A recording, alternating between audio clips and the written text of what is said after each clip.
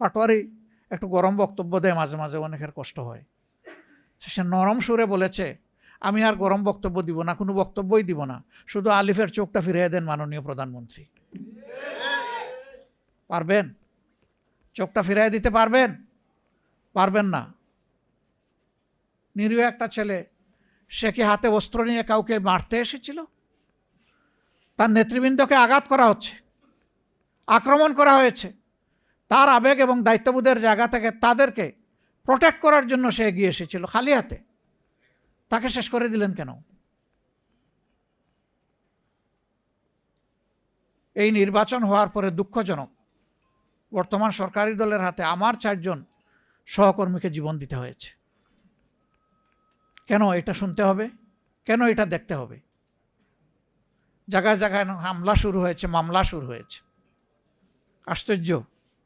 আপনারা মারলেন, মব সৃষ্টি করলেন, লোকদেরকে বন্দি করে রাখলেন, চোখটা কেড়ে নিলেন, তারপরে আবার উল্টো তাদের উপরেই মামলা দিলেন। কি মামলা? যে তারা আইফোন ছিনতাই করেছে। ধন্যবাদ, অন্তত একটা দামি ব্র্যান্ডের ফোনের ব্যাপার বলেছে। তারা সেখানে আইফোন ছিনতাই করতে গিয়েছিল। তো সেদিন আমি বলেছিলাম যে আপনারা তো হুবহু দেখি ওই দিকেই হাঁটছেন। ফ্যাসিস্ট আমলে আপনাদের বর্তমান শিক্ষামন্ত্রীর বিরুদ্ধে বেনেট ব্যাগ ছিনতাইয়ের মামলা দিয়েছিল। তা আপনারা এতটুকু অনুগ্রহ করেছেন যে একটা ভালো স্ট্যান্ডার্ডে অন্তত আইফোনে নিয়ে এসেছেন। হুবহু ওইগুলোই আপনারা অনুসরণ করে চলছেন। কোন জিনিসটা বাদ দিলেন আপনারা? এখানে আমাদের মধ্যে একমাত্র বর্ষিয়ান রাজনীতিবিদ ডক্টর কর্নেল অলি আহমদ বিক্রম, তিনি আফসোস করে বলে গেলেন যে এখন রাজনীতিতে ইত্রামিকে প্রমোট করা হচ্ছে, অশালীনতাকে প্রমোট করা হচ্ছে। একজন তো প্রমোশন পাইতে পাইতে সচিব হয়ে গেছে। সচিব হওয়ার জন্য এখন আর বিসিএস কোয়ালিফাই করা লাগবে না। সচিব হওয়ার জন্য দলীয় একটা পদ থাকলেই হবে। সচিব হওয়ার জন্য আজগুবি কিছু কথাবার্তা, বয় বক্তব্য, অন্যদেরকে হেয় করে, ক্যারেক্টার অ্যাসাসিনেশন করে কিছু প্র্যাকটিস করলেই, আর ধাপে ধাপে প্রথমে অ্যাসিস্ট্যান্ট কমিশনার, তারপরে আস্তে আস্তে ডেপুটি কমিশনার, এরপরে জয়েন্ট কমিশনার, মানে secretary, joint secretary, additional secretary, secretary, এত কষ্ট করা লাগবে না। শর্ট কোর্স, মাত্র 3 মাস প্র্যাকটিস করলে হয়ে যাবে।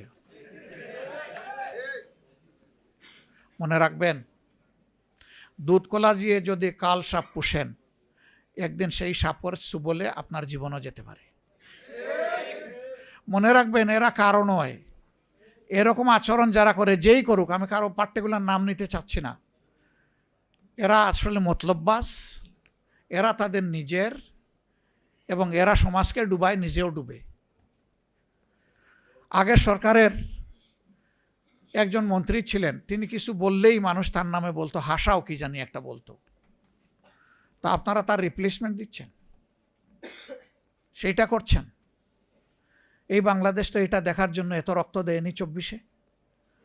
আমরা একটা অঙ্গীকার নিয়ে, জনগণের একটা আকাঙ্ক্ষাকে লালন করে আমরা বাঁচতে চাই। আমাদের অঙ্গীকার 24 আমরা বৃথা যেতে দেব না ইনশাআল্লাহ। জুলাইকে আমরা হারিয়ে যেতে দেব না ইনশাআল্লাহ। জুলাইকে সব কিছুর বিনিময়ে বাঁচিয়ে রাখবো। কারণ জুলাই এসেছে মূলত বৈষম্যকে মুগুরের আঘাত দেওয়ার জন্য। বৈষম্য আর চলবে না বাংলাদেশে। এখন যারা বৈষম্য করছেন সরকারে গিয়ে, মাসুল আপনাদেরকেই দিতে হবে। আমরা জানি রাজপথ আমাদের ঠিকানা, আসল ঠিকানা। সেই রাজপথে নামলে অনেক কিছু হতে পারে।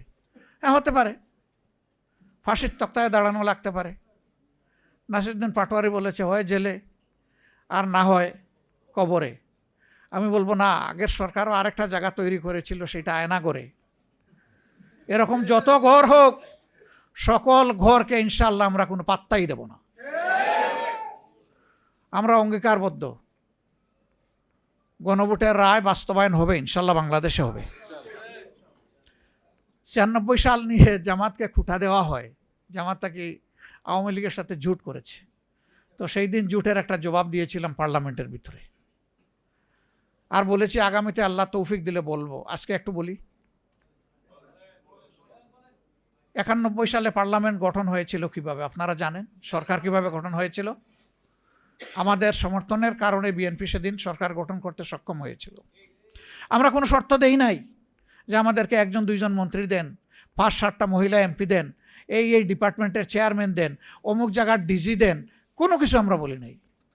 আমরা চেয়েছিলাম একটা স্বৈরাচারী সরকার বিদায় নিয়েছে, বাংলাদেশটা রাজনীতির প্ল্যাটফর্মে ফিরে আসুক। আমরা চেয়েছিলাম জনগণের অভিপ্রায়ের আলোকে একটা সরকার পরিচালিত হোক।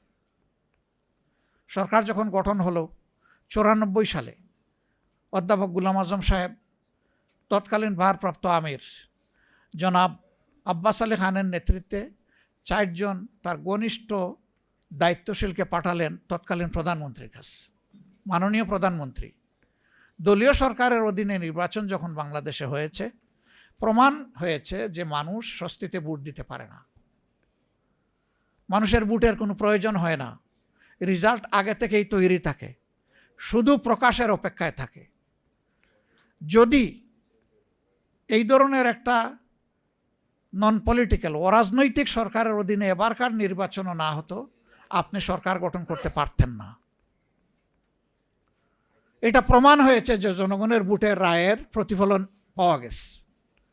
এইটাকে স্থায়ীভাবে সংবিধানের অংশ করুন, বিলটা সরকারি দলের পক্ষ থেকে আনুন, ক্রেডিটটা আপনারা নেন, এটার বিরোধিতা করে কেউ পার পাবে না এবং সংসদে কেউ বিরোধিতা করবে না। কারণ এইটাতে একমত হয়েই তো এই নির্বাচন হয়েছে। আমাকে মাফ করবেন, তিনি দুনিয়া থেকে চলে গেছেন।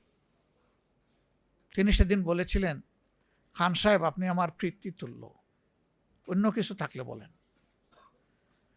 তখন আব্বাস আলী খান সাহেব বলেছিলেন যে আপনি আমাকে এই মর্যাদা দিয়েছেন পিতৃতুল্য, আমি কৃতজ্ঞ, আমি অন্য কোনো দায়িত্ব নিয়ে আজকে আসি নাই।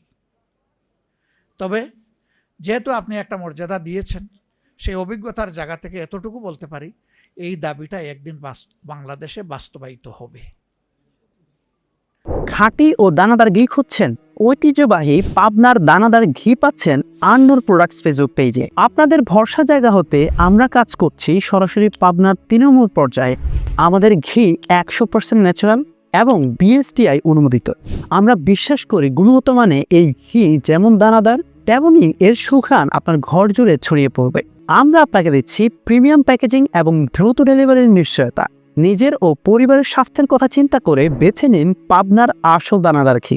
অর্ডার করতে এখনই অর্ডার নাও বাটনে ক্লিক করুন অথবা আমাদের ফেসবুক পেজে মেসেজ করুন। বিস্তারিত জানতে স্ক্রিনে দেওয়া নাম্বারে কল করুন।